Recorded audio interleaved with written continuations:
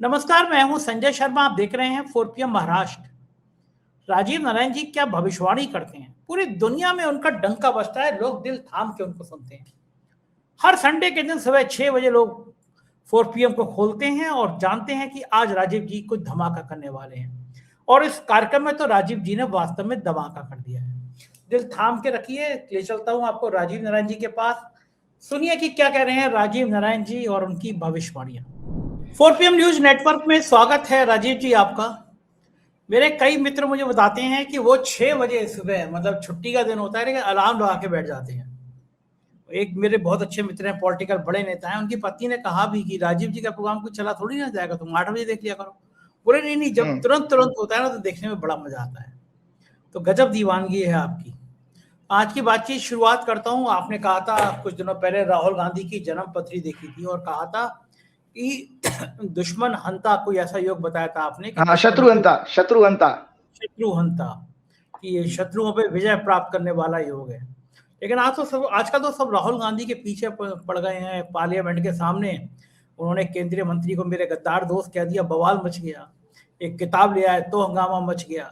हर इंसान राहुल गांधी कुछ बोल रहे हैं और उन पे निशाना बना रहे हैं। नड्डा ने उनको अबोध बालक कह दिया, उस पर हंगामा। हर किसी के निशाने पे राहुल गांधी। तो मैं चाहता हूं कि आज का जो प्रोग्राम है, आप उसकी शुरुआत हम राहुल गांधी की जन्म पत्री से करें। जरा देखिए राहुल के सितारे क्या कहते हैं, कि कुछ परेशानी में रहेंगे या वाकई में शत्रु हंता योग है, एक बड़ी ऊंचाई उनका इंतजार कर रही है। चल क्या रहा है राहुल की जिंदगी में, जरा ये बताइए राजीव जी। हाँ, बहुत सुंदर। आपके दिसंबर के सेकंड वीक में या शायद 14 दिसंबर का प्रोग्राम था, जब मैंने दर्शकों राहुल गांधी की ये हॉरोस्कोप डिस्कस की थी। और राहुल गांधी की हॉरोस्कोप, राहुल गांधी का जन्म 19 जून 1970 को हुआ दिल्ली में। और अक्सर हमें हमेशा प्रोग्राम में मैं बताता रहता हूं कि किस तरह से आरएसएस और बीजेपी के द्वारा प्लांट किए गए ज्योतिषी उल्टी सीधी बातें करते हैं और गलत उनकी हॉरोस्कोप को डिस्कस करते हैं। और आपने जो अभी वर्ड यूज किया था शत्रुहंता, उसका अंग्रेजी में मीनिंग होता है डिस्ट्रॉयर ऑफ एनिमीज, अपने शत्रुओं पर भारी पड़ना। तो नरेंद्र मोदी के लिए अगर इस देश में कोई सबसे ज्यादा मतलब भारी पड़ रहा है, जिससे नरेंद्र मोदी की रात की नींदें खराब हैं, नरेंद्र मोदी के सपने में भी रात को, जैसे वो हमारे आम भाषा में कहते थे ना, बच्चों को डराने के लिए जो है माएं कुछ कहती थी कि ये फलाना भूत आ जाएगा, फलाना ये आ जाएगा। तो नरेंद्र मोदी जी के लिए भी गब्बर आ जाएगा, गब्बर सिंह आ जाएगा, ठीक है। इसी तरह से राहुल गांधी का भी यही रोल है कि राहुल गांधी, नरेंद्र मोदी जी की रात की नींदें टूट जाती होंगी और नरेंद्र मोदी के लिए बिल्कुल वो काल समान बन चुके हैं और वो डरते हैं नहीं। तो सबसे पहले मैं दर्शकों को बताऊं कि ये सब मैं इस तरह से बातें नहीं कर रहा हूं। सबसे पहले उनकी कुंडली का ये जो राइटअप भी मैंने शेयर किया था, जस्ट मैं ब्रीफ में बताता हूं। उनके देखिए, इनका लग्न चंद्रमा और सूर्य, लग्न शरीर, चंद्रमा मन और सूर्य आत्मा, तीनों शुभ ग्रह में है। तो एक ऐसा व्यक्ति बेहद अच्छा इंसान हो सकता है। और आपको बता, मैं तो कभी मिला नहीं, लेकिन आप लोग मिले हैं, बहुत सारे लोग मिले हैं मुझे। कई लोगों ने कहा, इवन शंकर सिंह बघेला जो बीजेपी, जिन्होंने बीजेपी को गुजरात में खड़ा किया, और नरेंद्र मोदी वो व्यक्ति है जो जिसने शंकर सिंह बघेला को सबसे पहले धोखा दिया था। उसके बाद नरेंद्र मोदी का तो इतिहास धोखे का रहा ही है। बिल्कुल जैसे पूर्व काल में मुस्लिम राजा नहीं होते थे कि जो उनको सपोर्ट करता था उसी को धोखा देते, नरेंद्र मोदी लगभग उसी तरह के हैं। केशुभाई पटेल को धोखा दिया, फिर अडवाणी जी को बैठा दिया, वो सब आपके सामने है। तो इनका चूंकि सारी शुभ ग्रह है और लग्न में बृहस्पति है। और आपको बताएं, सिमिलरिटी मैंने कभी किसी प्रोग्राम में आपको बताया भी था कि महात्मा गांधी की हॉरोस्कोप में भी लग्न में बृहस्पति है। तो लग्न में बृहस्पति बेसिकली लग्न, और हमारा 5वां घर बुद्धि का होता है, और 6वां घर हमारा सॉरी 9वां घर हमारा होता है दया, करुणा, इथिक्स, मॉरलिटी और आध्यात्म का, कॉन्शियसनेस का। 5वां घर सबकॉन्शियस माइंड का होता है। तो देखिए राहुल गांधी की हॉरोस्कोप में क्या अच्छी बात है कि शरीर पर, उनके सबकॉन्शियस माइंड पर और कॉन्शियस माइंड पर, तीनों पर बृहस्पति की प्रभाव है। करेज इतना जबरदस्त है कि चंद्रमा उनका बृहस्पति की क्रूर राशि में है, जो अग्रेसिव राशि उसमें है, और सूर्य और चंद्रमा जैसे दो क्षत्रिय ग्रह देख रहे हैं। इसलिए वो व्यक्ति कभी किसी से डरता ही नहीं है। वही आप सोचिए कि वो व्यक्ति इतना खुद पर्सनल लेवल पर भी ताकतवर है कि नरेंद्र मोदी अमित शाह तो व्यक्तिगत रूप से तो कुछ बिगाड़ ही सकते। नरेंद्र मोदी अमित शाह क्या, जितने भी भाजपा के उछलने वाले प्रवक्ता हैं, नेता हैं, निशिकांत दुबे जैसे थर्ड क्लास मतलब लोअर कैटेगरी के व्यक्ति हैं, वो उसका व्यक्तिगत रूप से कोई मुकाबला कर ही नहीं सकते हैं। इसीलिए उन्होंने देखो वो उसको जो मंत्री को ट्रेटर कह दिया, साफ कह के, वो बेन सिंह का ग्रैंडसन, और वो किस तरह 2024 में सत्ता बदल के बीजेपी की चमचागिरी कर रहा है और इलेक्शन भी हार गया था वो तो मैंने ये बताया कि आपकी उनकी हो सके इनका चंद्रमा बृहस्पति की राशि में सूर्य दया, करुणा, एम्पैथी, मॉरलिटी, न्याय, धर्म और चेतना, कॉन्शियसनेस, हायर नॉलेज, स्पिरिचुअलिटी के 9th हाउस में है। लग्न में विवेक, विजन, नैतिकता, धर्म, आस्था को सिग्निफाई करने वाला ब्रह्मांड का सबसे शुभ ग्रह बृहस्पति है। बृहस्पति लग्न के साथ साथ 7th हाउस, 5th हाउस और 9th हाउस को प्रभावित कर रहा है। 3rd हाउस करेज का होता है, इसीलिए जबरदस्त बंदे के अंदर करेज है, क्योंकि फ्रेंड्स, एसोसिएट का होता है, मेंटल स्टेबिलिटी का होता है, इंक्लिनेशन और फिटनेस, वेलोर का होता है, उत्साह, धैर्य, कठिन परिश्रम, स्टेमिना, सभी और जर्नी इसी से देखी जाती है। इसीलिए देखो इस व्यक्ति ने इतिहास लिखा जाएगा आजाद भारत में कि हजारों किलोमीटर की अगर भारत जोड़ो न्याय यात्रा की, तो स्टेमिना होगा तभी तो कर पाए आप, उत्साह आपके अंदर को तभी आप, स्टेमिना भी हो, अगर आपके अंदर एंथुसियाज्म नहीं है, उत्साह नहीं है, तो भी आप नहीं कर पाओगे। और पॉजिटिव माइंडसेट नहीं है, क्योंकि मेंटल इंक्लिनेशन का भी 3rd हाउस होता है। और कम्युनिकेशन, फिजिकल ग्रोथ, हॉबीज, स्मरण शक्ति को भी सिग्निफाई करता है। उसमें जो है ये इतना ऐसा अच्छे ग्रहों का प्रभाव। तो मैंने एक राइटअप और आपके सामने शेयर किया था, उसको मैं पढ़ के बताता हूं। वर्तमान में राहुल गांधी की ग्रह दशा राहु, शनि, सूर्य की चल रही है। राहु इनके जन्म के राहु से गोचर कर रहा है। शनि इनके वर्तमान में 6वें भाव में गोचर कर रहा है, जबकि इनका शनि 70 के आसपास, 68-70 में शनि नीच का था 7th हाउस में, इसीलिए विवाह में इनका विलंब हुआ और विवाह के थोड़ी से चांसेस भी कम हो गए। लेकिन 6वें भाव में कोई भी क्रूर ग्रह, पाप ग्रह, शत्रुहंता का योग बनाता है। ये ज्योतिष का फंडामेंटल सिद्धांत है। तो अब इसके अंतर शनि जो है जब से 6वें भाव में आए हैं 29 मार्च 2025 को, तब से राहुल गांधी की स्ट्रेटेजी देखिए, लगातार अटैक नरेंद्र मोदी की बैंड बजा के रखी हुई है उन्होंने। और 6वां भाव होता है एनिमी, लिटिगेशन, फाइट और एजिटेशन, प्रोटेस्ट का, और इसके कारण शत्रुओं पर ये भारी पड़ रहे हैं और उन्हें विजय प्राप्त कर रहा है। सूर्य इनके 9th हाउस में है, अचीवमेंट, सक्सेस का 11th लॉर्ड भी है। 8 जनवरी 2026 से इनकी 8 जनवरी 2026 से अभी पिछले महीने सूर्य की इनकी चंद्रमा की प्रत्यंतर दशा शुरू हो चुकी है, जो अप्रैल तक चलेगी। और चंद्रमा इनके 3rd हाउस में बैठा है, मंगल से दृष्ट है, और चंद्रमा इनके कर्म का घर का स्वामी भी है। तो संजय जी, मैंने क्या कहा था, इसी राइटअप में आपको कंटेंट दिखाइएगा, हाईलाइट कराइएगा अपने ऑफिस में बोल के। मैंने कहा था वर्तमान में देश ही नहीं पूरे विश्व में इनकी philosophical, political and diplomatic understanding की प्रशंसा होगी, जिससे इन्हें यश प्राप्त होगा, इनका प्रताप बढ़ेगा। वर्ल्ड लीडर्स और देश की जनता इन्हें नरेंद्र मोदी से ज्यादा गंभीरता से लेगी और विश्वास करेगी। तो ये सब चीजें मैं कह चुका हूं और आपके सामने वो ही उसी तरह के परिणाम आ रहे हैं। जहां तक अब बात आती है नरेंद्र मोदी जी की, तो संजय जी हम क्या बात करें। सबसे पहले आज मैं एक थोड़ा समय पिछले 2-3 प्रोग्रामों से संजय जी एक टेक्निकल विषय लेकर के आया हूं और थोड़ा मेडिकल साइंस से भी है। और आपके वो प्रोग्राम को जब मैंने सुना था संजय जी, मैंने ये डिसाइड कर लिया था, जब आप अभय दुबे से अपना दुख जाहिर कर रहे थे, कोई महीना 2 महीना पुरानी बात है, पता नहीं अभय जी आप कह रहे थे, पता नहीं अभय जी देश के लोगों को क्या हो गया है, लोग प्रतिक्रिया नहीं करते हैं, घरों में सब सामने गलत होता हुआ देख रहे। जैसे कि आपने देखा कि किस तरह से चाइना के मसले में, जो नरवाने जी के टॉपिक पे मैं भी आऊंगा, कि मोदी ने सरेंडर कर दिया। मोदी का जो डिसीजन मेकिंग एक पॉलिटिकल लीडरशिप की हो सकती थी, होनी चाहिए थी, वो जो है उसके ऊपर बेचारे का सेना अध्यक्ष, वो भी 2 घंटे तक राजनाथ सिंह से लेकर सब लोगों ने टहलाया उसको, मतलब उसका टाइम बर्बाद किया। वरना सेना अध्यक्ष तो ऐसे क्रिटिकल मोमेंट में हॉटलाइन पर होता है पीएम के साथ में। तो खैर मैं आपको बता रहा हूं, तो जो आपका दुख था, आज उस दुख का मैंने उस सेंस से डिसाइड कर लिया था कि इनके इस प्रश्न का आंसर मैं एक दिन आपके प्रोग्राम में जरूर दूंगा। तो आज मैंने राहुल गांधी के साथ साथ आज दर्शकों, आज आपको मैं बताऊंगा कि अंधभक्तों की फैक्ट्री में अंधभक्त कैसे पैदा किए जाते हैं। इस टॉपिक को आज मैं लेके आया हूं, क्यों हमारा देश ऐसा हो चुका है। तो इसके लिए ये देखिए, राइटअप है, टेक्निकल है चूंकि, तो मैं उसको पढ़ के जरूर सुनाऊंगा और शेयर जरूर कीजिएगा।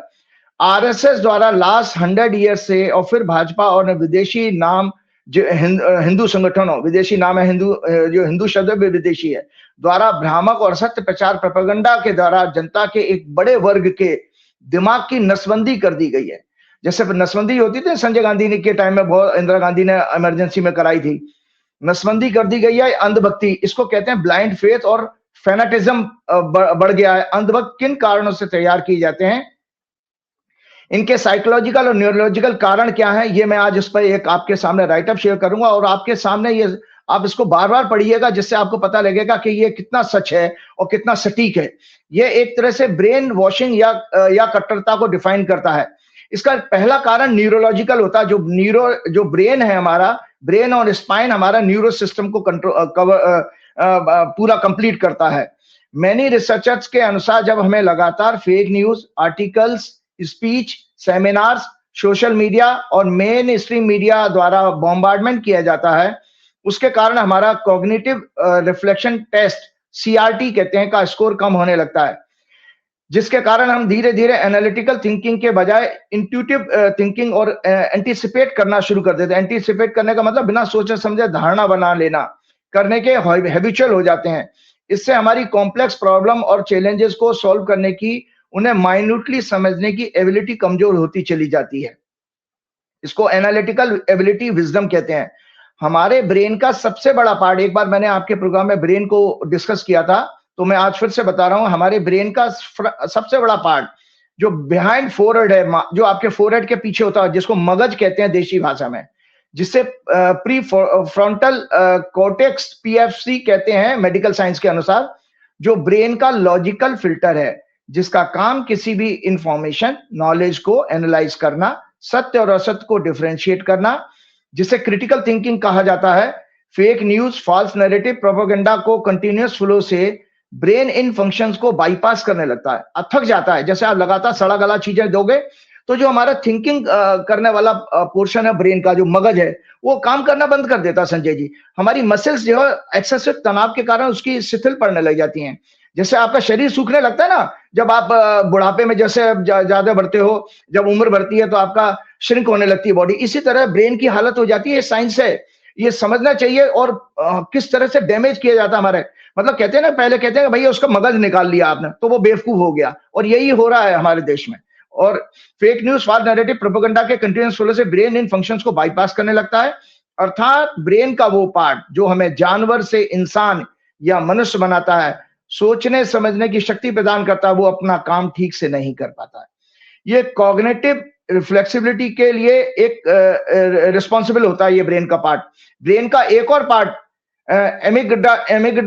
एमिगडाला और लिम्बिक सिस्टम, जो डर और भावनाओं का केंद्र है, वह भी ओवरलोड हो जाता है। मतलब ब्रेन का एक पार्ट होता है सेंटर में, जो डर और भावनाओं का केंद्र होता है, वो भी ओवरलोड हो जाता है। हमारा ब्रीदिंग पैटर्न, इसके कारण क्या होता है, हमारी सांस लेने की क्रिया बदल जाती है, ब्रीदिंग पैटर्न चेंज हो जाता है, हम छोटा सांस लेने लगते हैं। और फिर आपको जब छोटा सांस लेने लगे तो मतलब कॉमन भाषा में बताता हूं संजय जी, ऑक्सीजन ब्रेन में कम हो रही है। ब्रेन का, मैंने कई सारे न्यूरो सर्जन के साथ बातचीत की, ब्रेन का जो फूड होता है ऑक्सी हीमोग्लोबिन होता है, तो ब्रीदिंग पैटर्न चेंज होकर कमजोर होने लगता है। स्ट्रेस हार्मोन रिलीज होने से lack of supply of oxygen in brain, हम भावनाओं के वश में आकर बाहरी खतरों के प्रति ब्रेन की मसल्स भी वीक होने लगते हैं, एक तरह की प्रतिक्रिया देने लगते हैं। क्योंकि जब हमारा ब्रेन काम करना बंद कर देता तो हम एक तरह का रिएक्शन देना शुरू कर देते हैं। जैसे आप गाली दे रहे हो तो गाली दे रहे हो, फेक न्यूज, जैसे आंटी अंकल है हमारे फेक न्यूज फैला रहे हैं तो फेक न्यूज ही फैलाते रहेंगे, उनको उसी में मजा आने लगता है।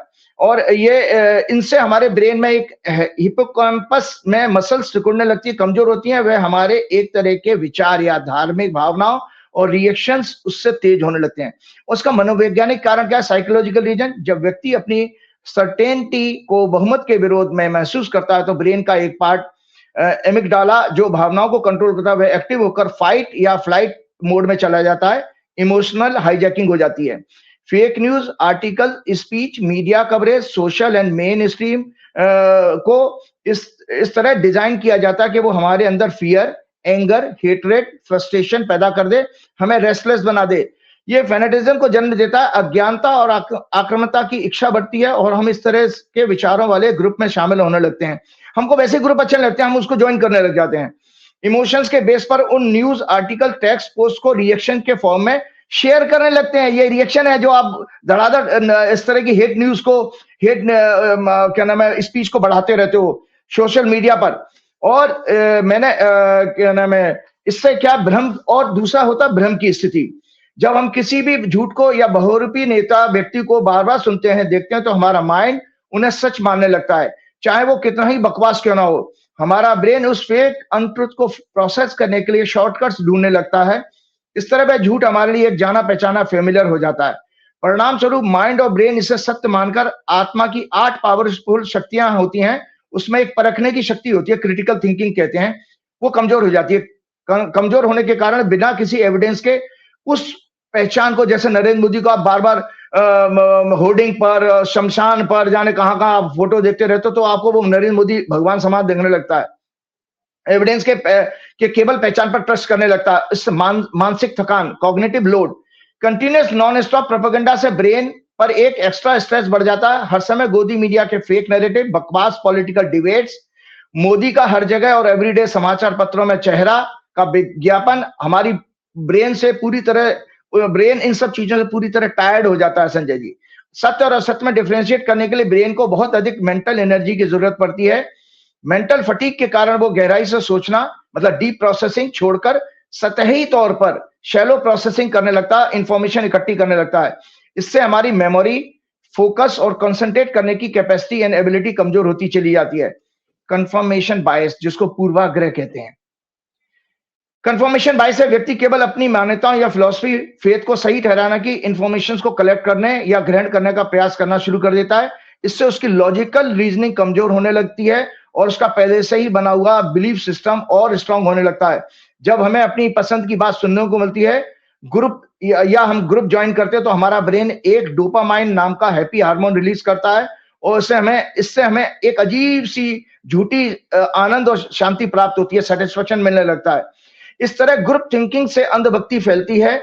Middle class people above 60 year, जो आंटी अंकल व्हाट्सएप ग्रुप और हाउसिंग सोसाइटी के होते हैं, पिछले 12 साल से इन्हीं कामों में बिजी हैं, जिनका देश की economy, law and order, sex crime, बेरोजगारी, महंगाई, डिप्लोमेसी, धर्म, संस्कृति का ज्ञान, नैतिकता, सदाचार, गरीब, पिछड़ों, आदिवासियों, दलितों के प्रति दया करुणा का भाव, प्रजातंत्र, संविधान की रक्षा, सच्ची देशभक्ति, मानव मूल्यों को संवारना, सीमाओं की सुरक्षा आदि से कोई लेना देना नहीं होता, क्योंकि ब्रेन हमारा सड़ चुका है। इस तरह के फेनेटिज्म से डिप्रेशन, रेस्टलेसनेस, एंगर, अन्य साइकोसोमेटिक बीमारियां जैसे BP, sugar, acidity, brain disorder, ulcer, cancer, heart failure, migraine, नींद ना आना, कब्ज आदि बढ़ने लग जाती हैं। ये कट्टरता वैज्ञानिक एविडेंसेस को भी निगेट करने लगती हैं। आप साइंटिफिक कोई लॉजिकल चीजें बताइए, उसको भी कह देंगे सब बकवास है, हमारा मोदी सबसे ठीक है, इस तरह के लोग कहने लगते हैं। तो ध्यान रखिएगा, एक फॉर्मूला है, एनवायरमेंट हमारा बनाते हैं वर्ड्स, और जब हमारे लगातार वर्ड्स उसी तरह के बनते हैं तो उससे बन जाते हैं हमारे एक्शन, और ये फॉर्मूला है। और लगातार एक्शन हमारी एक तरह की हैबिट बन जाते हैं, आदत। Repeated action becomes your habits, और repeated habit for a long time becomes your character. और ये जब लॉन्ग टाइम करेक्टर जो है कई सारे लोगों का, मेजोरिटी का बन जाता, तो ये बनती है कल्चर। और यही आरएसएस और भाजपा की असलियत है। ये राइटअप भी शेयर कीजिएगा संजय जी, कि आरएसएस और भाजपा की यही असलियत है, किस तरह से। और ये यही नहीं है, आपके जितने भी इतिहास में डिक्टेटर हुए हैं, वो संजय जी, उनकी मोडस ऑपरेंडी यही होती है, वो मीडिया पर कंट्रोल कर लेते हैं और लगातार फेक न्यूज और प्रोपेगेंडा को आगे बढ़ाते हैं, जिससे कि लोगों के दिमाग सड़ गल जाए, जितने मैंने साइकोलॉजिकल न्यूरोलॉजिकल कारण बताए थे। अब मैं उस बात पर आना चाहता हूं संजय जी, आपका एक बहुत बड़ी घटना घटी है जो दुखद है, और क्यों हुआ इसका ज्योतिषी कारण मुझे, क्योंकि मैंने आपको पहले ही बता दिया कि इतिहास और पॉलिटिकल चीजों को मैं क्यों बताता हूँ, समाज शास्त्र की चीजों को क्यों मैं बोलता हूँ, क्योंकि मेरी हॉरोस्कोप अलाउ करती है, मेरे उस तरह के ग्रह मेरी कुंडली में है, और मैं इसीलिए इंटरप्रिटेशन मेरी डिटेल में होती है। आज मैंने मेडिकल साइंस को क्यों आपको बताया, क्योंकि शुक्र जो है टॉरस लगन के 6वें घर का लॉर्ड भी होता है। तो छठवां घर का लॉर्ड जो है वो छठवां घर बीमारी का होता है, इसलिए। और मेरे वाणी के घर में शुक्र बैठा हुआ है, इसीलिए मेरी ओरेटरी पावर भी अच्छी है और मैं मेडिकल साइंस की बातें भी कर लेता हूं आप लोगों से। तो ये इसी का कारण है। तो मतलब देखिए, आप जब ज्योतिष को पढ़ते हैं, समझते हैं, तो आपको लगता है कि जिंदगी में जो भी कुछ हो रहा है वो सब एक पैटर्न पर, ग्रहों के कारण हो रहा है। तो संजय जी, आज जो राहुल गांधी ने जो मुद्दा उठाया, एक बेहद सीरियस मुद्दा है। मैं आज दो विषयों पर इस पे प्रोग्राम के आगे बढ़ाना चाहूंगा।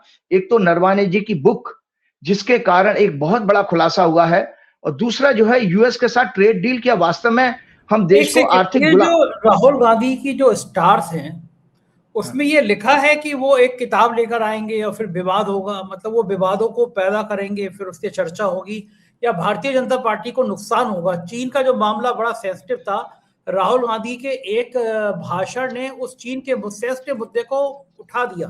तो मैं कह रहा हूँ भारतीय जनता पार्टी की दुखती नस पर उन्होंने हाथ रख दिया।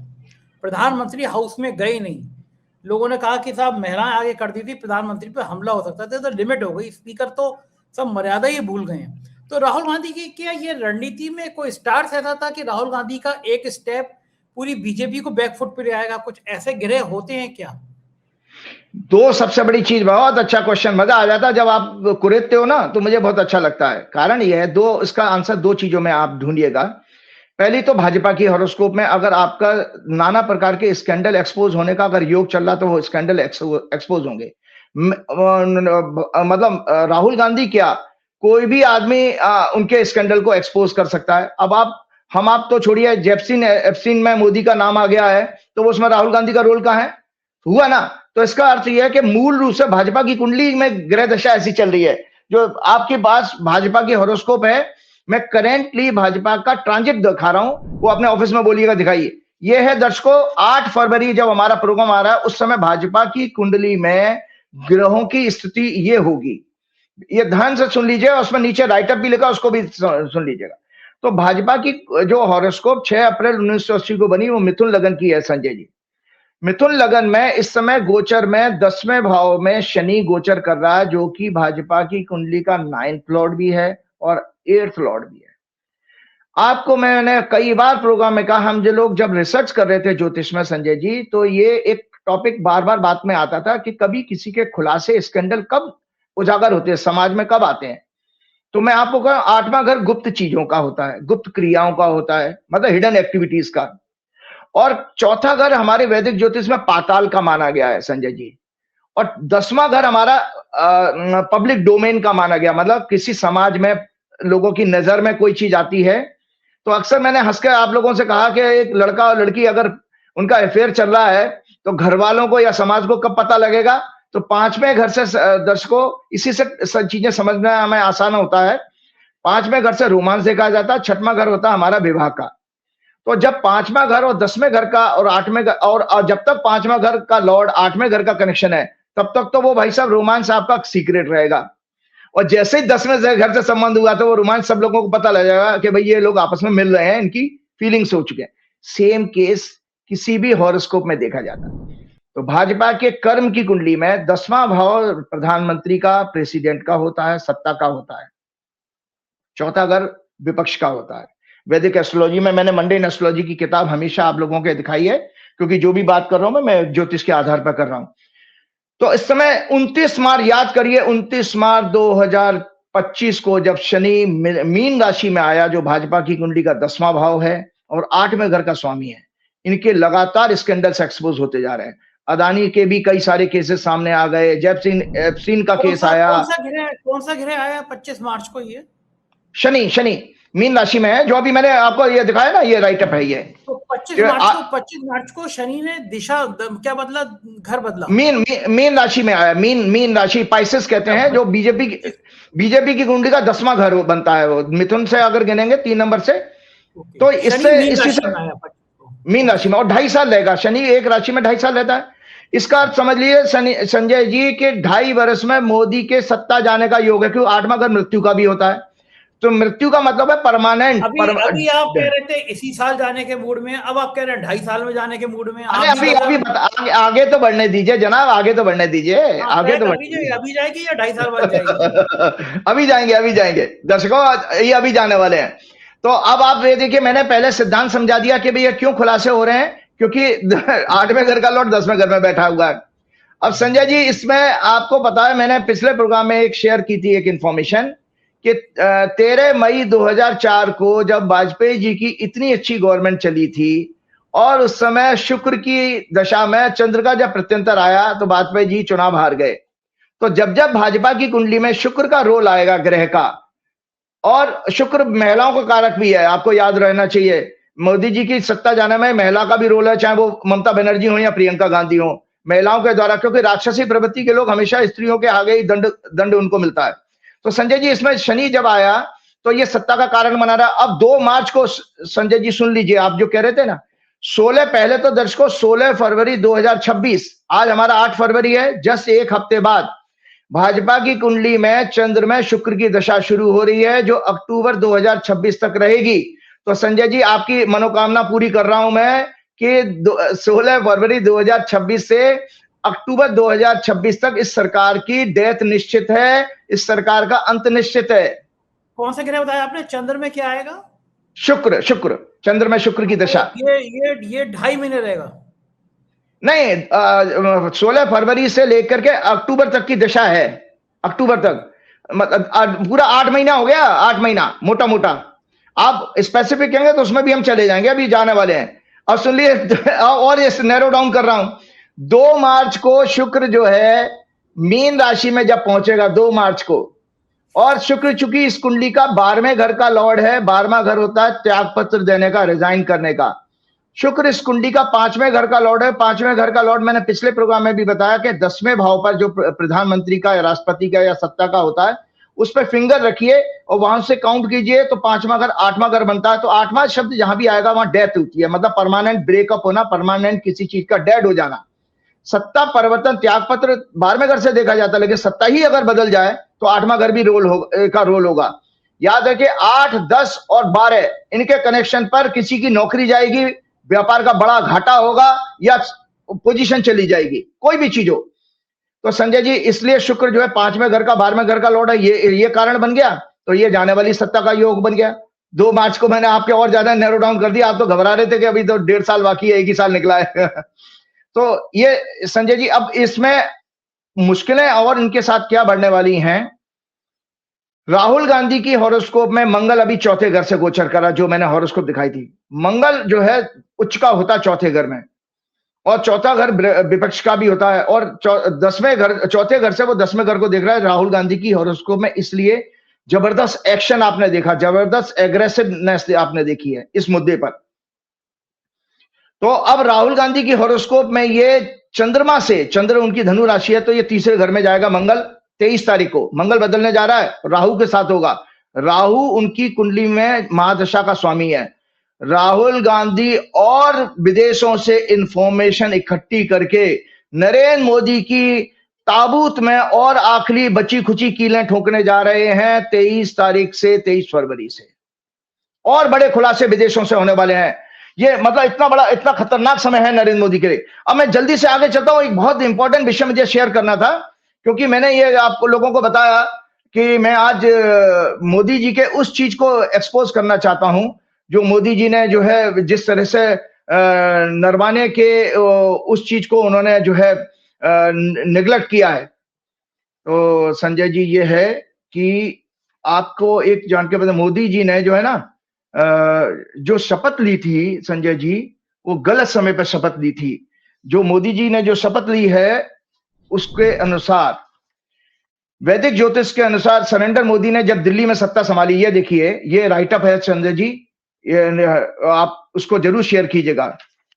सरेंडर नेता ने जब दिल्ली में सत्ता संभाली 26 मई 2014 को अराउंड 18:19 पर। आपको लोगों को बता दूं आज नरेंद्र मोदी इतना क्यों एक्सपोज हो रहे हैं और क्यों लोग उनको डरपोक कहने लगा, उसका कारण मूल में जाइए। हम जैसे कहते हैं ना संजय जी, जब बच्चे का गर्भाधान होता है, कंसीविंग, वो चूंकि अब लोग जन्म पे को ज्यादा महत्व करते हैं, उसमें किसी दिन फिर अगला प्रोग्राम करूंगा कि 16 संस्कारों को बयान करते हो, लेकिन लंबा हो जाएगा। तो उस समय ही डिसाइड हो जाता है कि बच्चा कैसा पैदा होगा, कैसे संस्कार वाला होगा।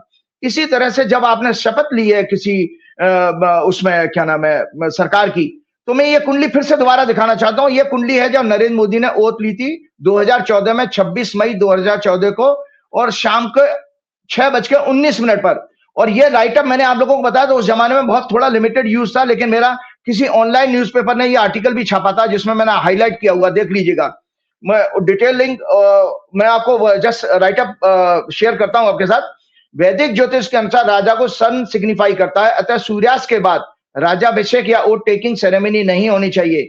सूर्य उस दिन चंद्रमा के नक्षत्र में था और चंद्रमा मानसिक सुख और प्रजा का कारक।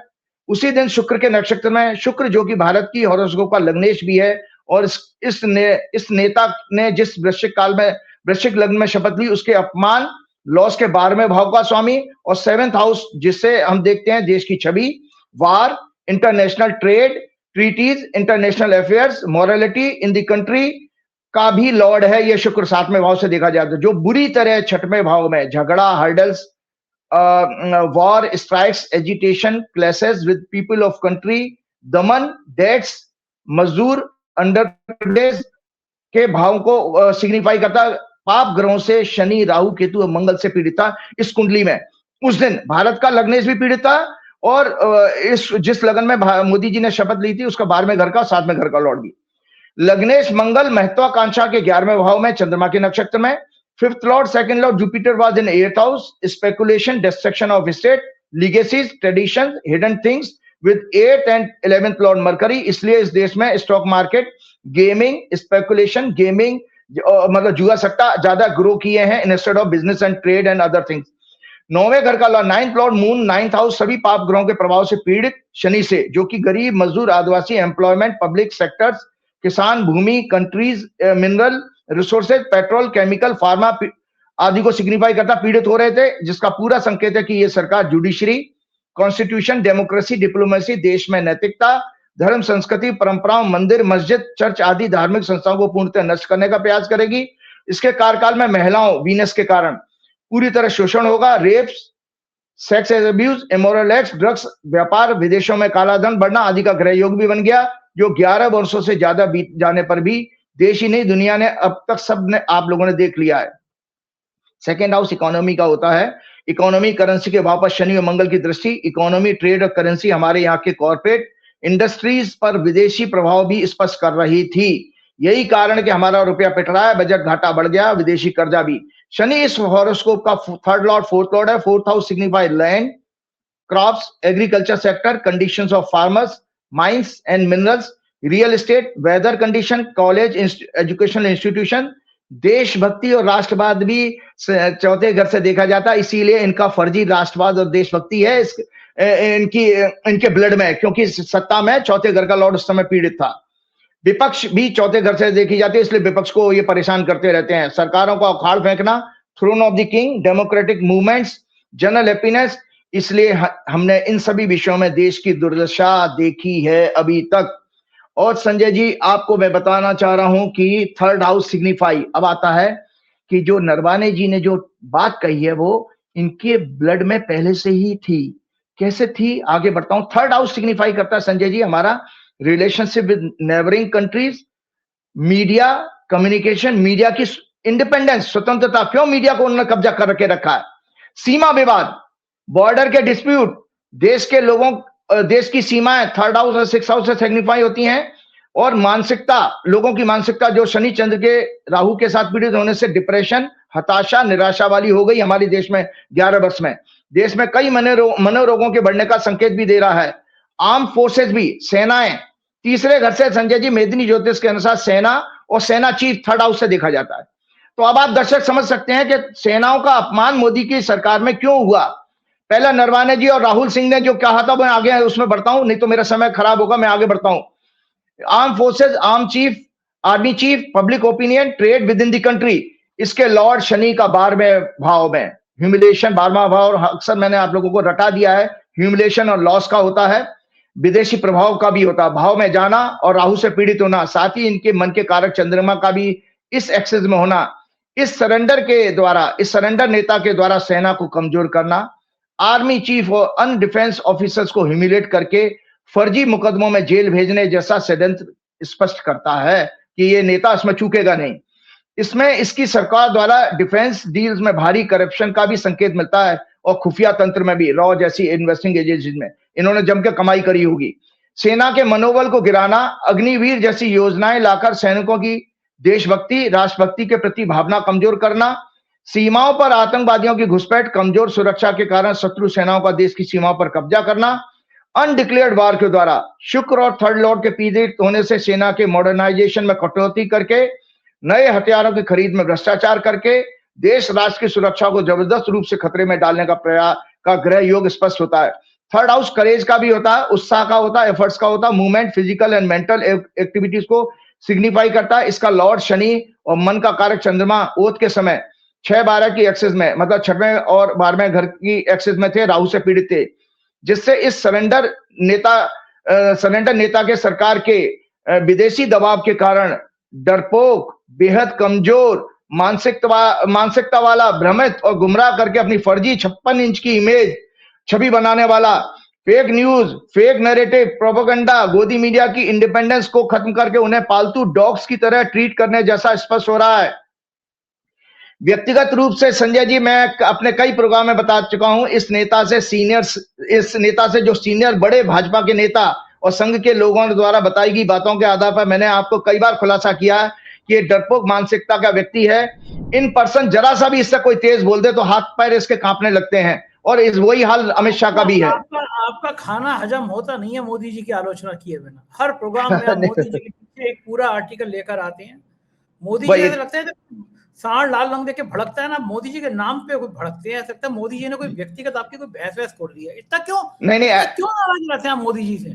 नहीं, वो ऐसा देखो, देश को बचाने के लिए मुझे हनुमान जी ने वो विवेक शक्ति दी है।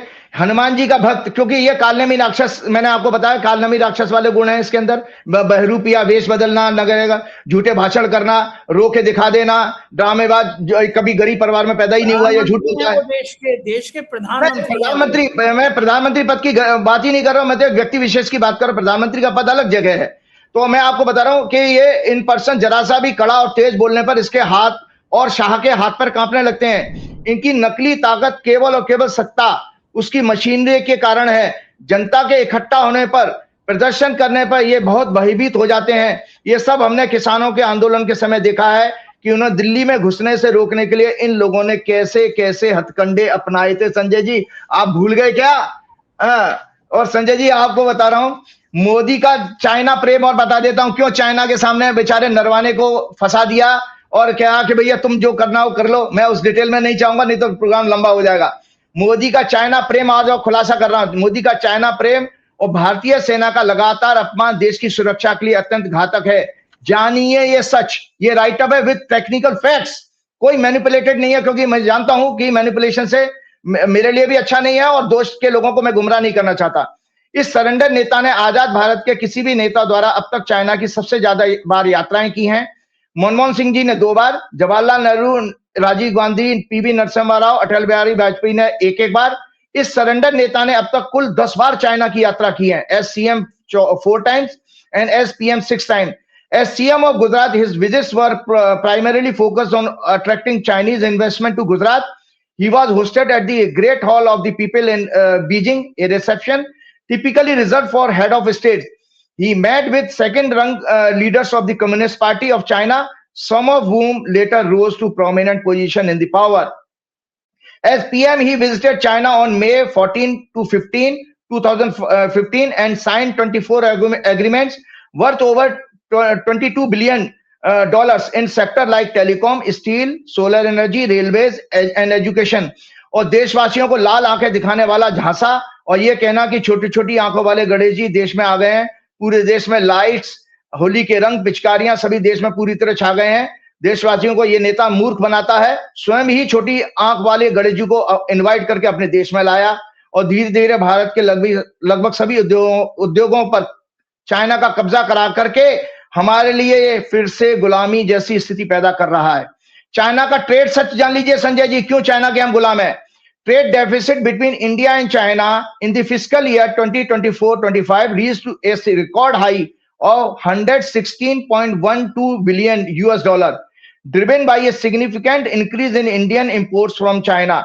हमारा जो इंपोर्ट है चाइना के साथ $135.87 billion, Meanwhile, Indian exports to China is just 19.75 billion.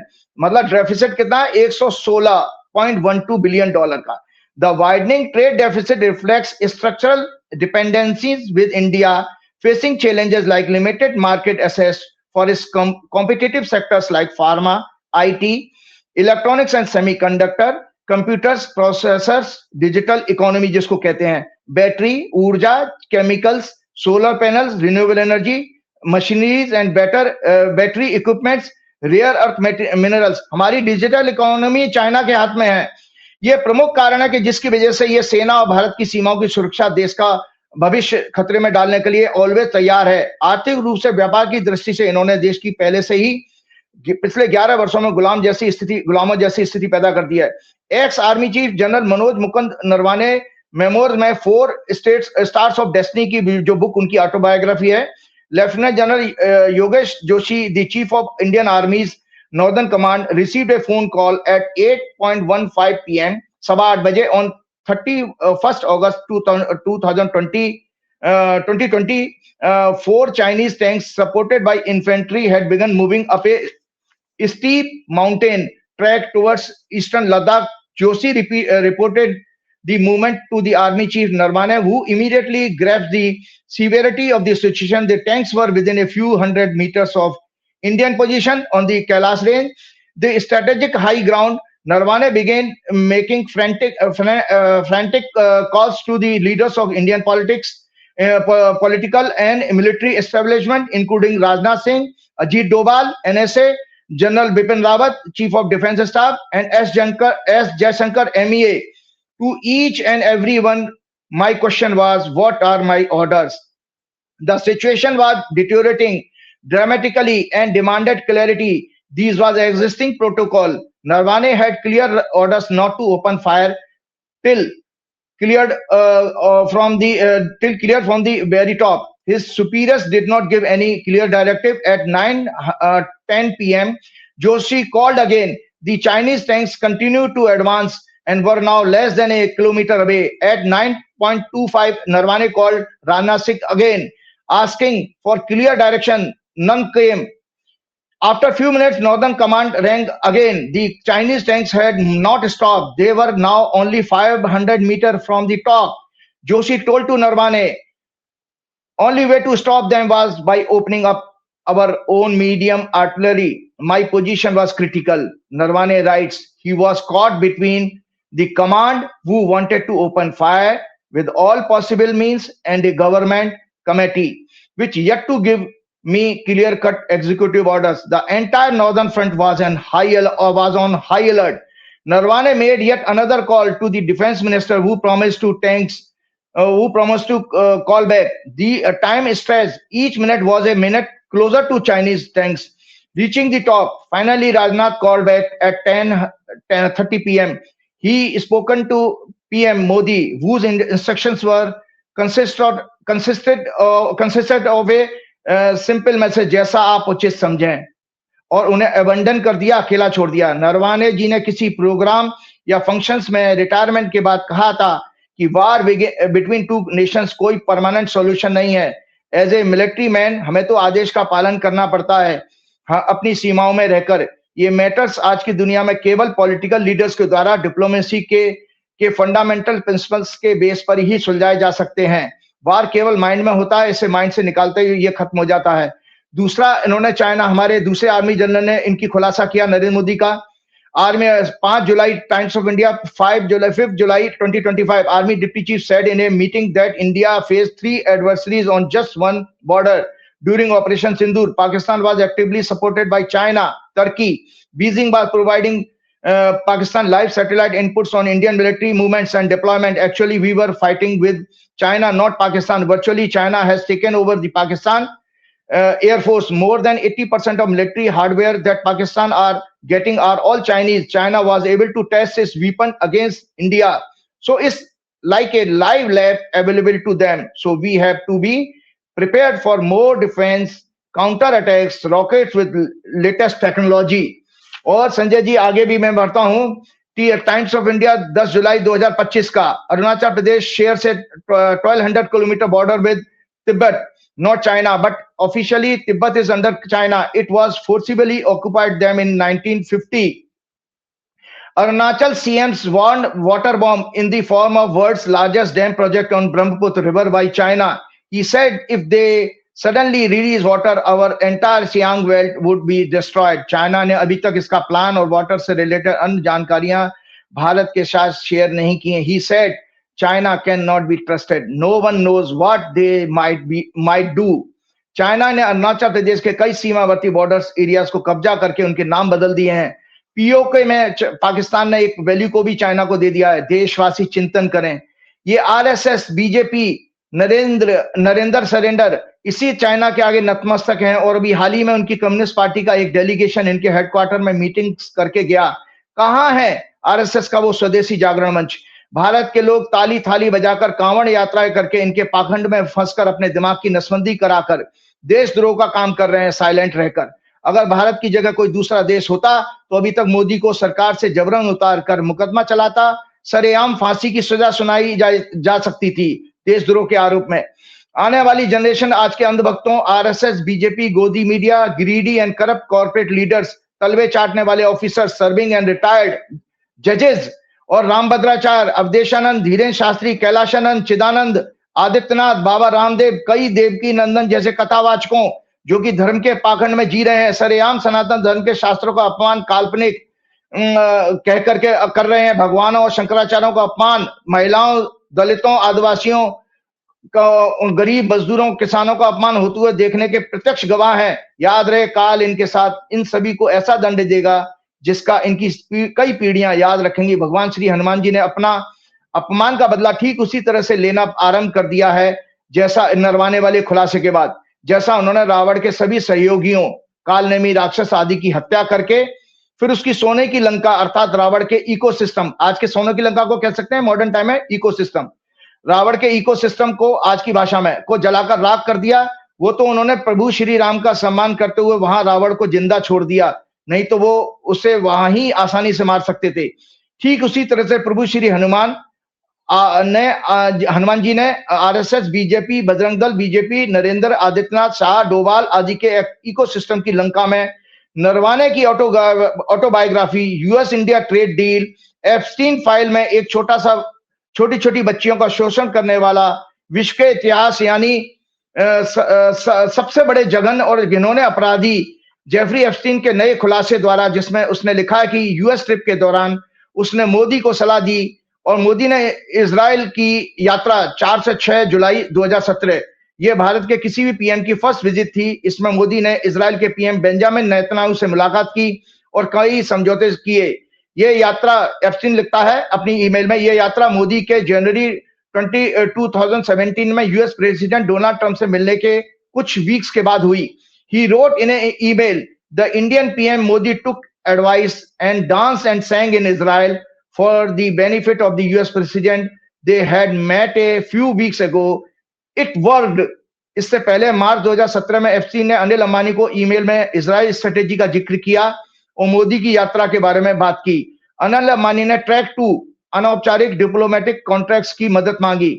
ये भी एक तरह का सरेआम देशद्रोह है कि भारत का प्रधानमंत्री जनता के टैक्स के पैसे से एक दूसरे देश की यात्राएं कर रहा है और वहां के प्रेसिडेंट के लिए या किसी अन्य दलाली के लिए सपोर्ट के लिए एक जेल में सजा काट रहे अपराधी के संपर्क में था, उसकी गाइडेंस में काम कर रहा था. ये अपराधी भी फांसी जैसी सजा देशद्रोह के मुकदमे के लिए क्वालिफाई करता है. ये अपराध भी फांसी जैसी सजा देशद्रोह के मुकदमे के लिए क्वालिफाई करता है. संजय जी याद करें शोले पिक्चर का वो सीन जब धर्मेंद्र हेमा मालिनी से कहते हैं बसंती इन डॉग्स, मैंने संस्कृत में लिख दिया, मैंने कुत्ता नहीं लिखा है, डॉग्स मतलब स्वान, संस्कृत में स्वान कहते हैं कुत्ते को, कि बसंती इन डॉग्स के सामने मत नाचना. यहां देश की जनता धर्मेंद्र के रूप में बेचारी रिएक्ट ही नहीं कर पाई और बसंती सरेंडर अपनी इच्छा से ही गोरे dogs Jeffrey Epstein US Israel के सामने खुद ब खुद नाचने लगी. Dance and sang in Israel. भारत की आर्थिक गुलामी का सच सुन लीजिए, उसके बाद मैं अपना प्रोग्राम समाप्त करूंगा. दर्शकों आप थोड़ा सा जरूर मुझे क्षमा चाहिए, प्रार्थी हूं कि 5 मिनट मेरा लेट हो गया, लेकिन चाइना के साथ मैंने आपको ट्रेड डेफिसिट बताई दिया कि $116.12 बिलियन का ट्रेड डेफिसिट है. रशिया के साथ हमारा ट्रेड डेफिसिट है 57.59 बिलियन का, ट्रेड डेफिसिट है 57.59 बिलियन का, क्योंकि भारत का एक्सपोर्ट रशिया में ओनली 4.26 से 4.9 बिलियन का है और इंपोर्ट है 61 to 63.8 billion, including which includes crude oil purchase and arms. UAE से आप छोड़िए, आपके ऊपर आपका व्यापार यूएई से भी ट्रेड डेफिसिट है, जो दुबई के शेख ने आया था। मतलब हम मुसलमानों को भी गुलाम किए जा रहे हैं मोदी द्वारा। यूएई से ट्रेड डेफिसिट है 12.13 बिलियन डॉलर का। एक्सपोर्ट इंडिया करता है यूएई में 30.63 टू 37.1 बिलियन और इंपोर्ट करता है यूएई से 48 टू 55.7 बिलियन। यही कारण है संजय जी, अब अदानी केस, एप्स्टीन फाइल में मोदी का नाम और अन्य सीक्रेट्स के कारण डोनाल्ड ट्रंप इंडिया से यूएस का एक्सपोर्ट यानी ट्रेड 500 बिलियन से भी ज्यादा उम्मीद कर रहा है, उससे डिमांड कर रहा है, जिसमें pharma, technology, energy and agriculture sector शामिल है। आपको जानकारी संजय जी बता दूं कि भारत का टोटल इंपोर्ट वर्ल्ड का 722 टू 721 बिलियन डॉलर है केवल, और डोनाल्ड ट्रंप कह रहा है इस यूएस ट्रेड डील में मुझे 500 बिलियन डॉलर का बिजनेस चाहिए बाबूजी आपसे। तो अब आप सोचिए, वो भी किस शर्त पर? 0% ड्यूटी पे। हमारे अंधभक्त खुश हो रहे हैं कि 18% ड्यूटी कर दी। अरे इन बेवकूफों को यह समझाइए संजय जी, 18% ड्यूटी तो भैया वो तब की है कि पहले, उससे पहले ट्रंप ने आने से पहले हमारे 2 से 3% ही थी ड्यूटी थी अमेरिका की। पहले तो 2 से 2 to 3% को 18% कर दिया, 25 से घरा के 7% की छूट दी गई है। लेकिन संजय जी 500 बिलियन डॉलर का व्यापार मांग रहा है वो आपसे, वो भी 0% टैरिफ पर। और साथ में संजय जी, वो जो आपको पता है, भारत पहले हमारे जो ड्यूटी चार्ज करता था लगभग एवरेज में 16% चार्ज करता था। भारत अभी ऑटोमोबाइल, मोटरसाइकिल पे 50 to 100% टैक्स लगाता है और कई एग्रीकल्चर प्रोडक्ट्स पर 30 to 150% टैक्स है। अब ट्रम्प डिमांड कर रहे हैं कि इसको जीरो ड्यूटी पे करो। भारत का कुल इंपोर्ट पूरे वर्ल्ड से मैंने बता ही दिया। रशिया का ऑयल उसने कहा कि आप खरीदना बंद करोगे तभी मैं आपको 25% की वो जो पेनल्टी लगाई थी वो माफ करूंगा। अभी माफ नहीं हुई है, जब तक वो सेटिस्फाइड नहीं हो जाएगा तब तक नहीं। और अभी डील हवाई साइन नहीं हुई है, केवल अनाउंसमेंट हुआ है संजय जी। और जिस लगन में डोनाल्ड ट्रंप ने ट्वीट किया था, उस लगन में वो डील में कोई अड़चने आने वाली है। दर्शकों, कन्या लगन में हुआ था और 7वें घर से इंटरनेशनल एग्रीमेंट देखे जाते हैं, वहां पर 6वें घर का स्वामी कन्या लगन में, कुंडली बाद में दोबारा दिखा दूंगा। ये ट्रेड डील जब हुई है तो उसमें कोई अड़चने आने वाली हैं। संजय जी, जो तेल खरीदेगा वेनेजुएला से, वो वेनेजुएला बेच रहा है बेंचमार्क इंडेक्स पर, और रशिया जो तेल आपको देता था क्रूड ऑयल, वो लगभग 9 to 15 डॉलर पर बैरल आपको सस्ता देता था। मतलब वेनेजुएला से जो अमेरिका ने जो कब्जा कर लिया वहां के ऑयल फील्ड पर, वो जो तेल खरीदोगे संजय जी, वो लगभग 20 से 30% महंगा पड़ेगा भारत को, क्योंकि उसमें वेनेजुएला की डिस्टेंस ज्यादा है, पेट्रोलियम वो क्या मैं transportation cost, logistic cost, insurance etcetera, tanker की कॉस्ट वगैरह वगैरह उसमें लग जाएगी। तो उतना महंगा तेल खरीदोगे क्योंकि उसको अपना कस्टमर ढूंढना था। संजय जी, मैंने एक आपसे, अगर आप पे मैं भारी पड़ रहा हूं तो मैं चाहूंगा बिजनेस करना, तो मैं फिर ऐसे थोड़ी कर लूंगा। मैं देखूंगा मेरा ये, मैंने पहले तो देखो, पहले हम तो चूंकि यादवों की बेल्ट के रहने वाले, तो हमारे यहाँ बड़ा पकड़ उद्योग बहुत बड़ा मशहूर था। वो किडनैपिंग हो जाती थी पकड़, तो हमने किसी के मकान पे या दुकान पे कब्जा कर लिया। अब हमें माल बेचना है, तो भारत उसको सबसे बड़ा देश मिल गया जो अपना वेनेजुएला का माल बेचने के लिए मिल गया। तो अब भारत की वो गर्दन मरोड़ रहा है कि भैया तू रूस से तेल बंद कर और यहां से महंगा तेल खरीद, जो कि 20 से 30% महंगा पड़ेगा। तो इससे आप अंदाज लगा लीजिए, अंधभक्त गोदी मीडिया 18% पर जो नाच रही थी, दरअसल संजय जी आप 0% ड्यूटी लगाओगे 500 बिलियन डॉलर के व्यापार पर, इंपोर्ट पर, जब वो माल बेचेगा। इसका अर्थ संजय जी, बस एक लाइन में खत्म करूंगा इस प्रोग्राम को, कि अमेरिका का सस्ता माल यहां पर आपके किसानों से लेकर के सब कुछ 0% ड्यूटी पर आएगा। ट्रंप की बात जब अपनी अगर पूरी होती है तो मतलब आपके व्यापार में सब जगह ताला बंद, लोग कटोरा मांग करके मंदिरों के आगे कांवड़ यात्राएं करेंगे। पूरे भारत के लोग कांवड़ यात्राएं करेंगे और मंदिरों के आगे लाइन से लंगर खाने बैठेंगे। डोनाल्ड ट्रंप का इतना तो कलेजा होना चाहिए वैसे, जो लंगर तो खिला ही देगा आपको। चलते चलते श्री हनुमान जी की भक्ति के साथ फिर से मैं प्रार्थना करता हूं, और मैं आपको ये बताना चाह रहा था संजय जी, मैं आज शेयर करने को तो बहुत कुछ था, अगले प्रोग्राम में करूंगा। श्री गुरु चरण सरोज रज निज मन मुकुर सुधार, वर्ण और रघुवर बिमल जसु जो दायक फलचार। बुद्धिहीन तनु जान के सुमिरो पवन कुमार, बल बुद्धि विद्या देव मोहु हरौ कलेश विकार। भूत पिशाच निकट नहीं आवे, महावीर जब नाम सुनावे। नासै रोग हरै सब पीरा, जपत निरंतर हनुमत बीरा। संकट ते हनुमान छुड़ावे, मन क्रम वचन ध्यान जो लावे। सब पर राम तपस्वी राजा, तिनके काज सकल तुम साजा। और देवता चित्त न धरई, हनुमत से ही सब सुख करई। जय श्री राम, जय हनुमान। शुक्रिया। ये तो राजीव नारायण शर्मा जी, पूरी बातचीत आपने सुनी, कैसी लगी बातचीत बताएगा जरूर। शुक्रिया, थैंक यू।